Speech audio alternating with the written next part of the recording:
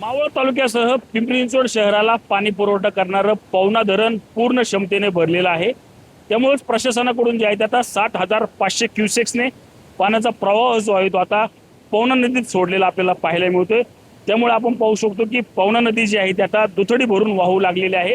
आपण सध्याला आहोत रावेतच्या बंधाऱ्यावर. आपण पाहू शकतो की विहंगम दृश्य जे आहे ते आता या पवना नदीचं आपल्याला पाहायला मिळतंय. 7,500 क्युसेक्स वेगाने पाण्याचा प्रवाह जो आहे तो झाल्यामुळे ही नदी जी आहे ती रौद्र रूप या ठिकाणी धारण केलेलं आपल्याला पाहायला मिळते. त्यामुळेच आपण पाहिलं तर ही पवना नदी जी आहे ती आता दुथडी भरून वाहताना पाहायला मिळते. गेल्या 8 दिवसापासून सुरू असलेल्या पावसामुळे पवना धरण जे आहे ते आता पूर्ण क्षमतेने भरलेलं आहे. त्यामुळेच या पवना धरणातून पाण्याचा विसर्ग जो आहे तो आता प्रशासनाकडून सुरू केलेला आहे. आपण पाहिलं तर काही दिवसापूर्वी पिंपरी चिंचवड शहरात पाण्याची कपात होती. मात्र आता कुठंतरी ही पाण्याची कपात बंद होईल असंच सर्वसामान्यांना या ठिकाणी या पावसामुळे वाटत असेल.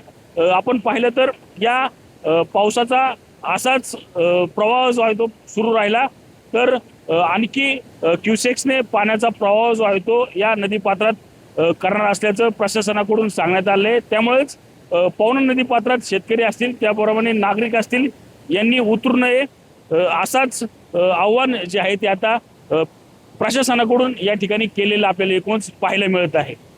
रणजित जाधव, TV9 मराठी, पिंपरी चिंचवड.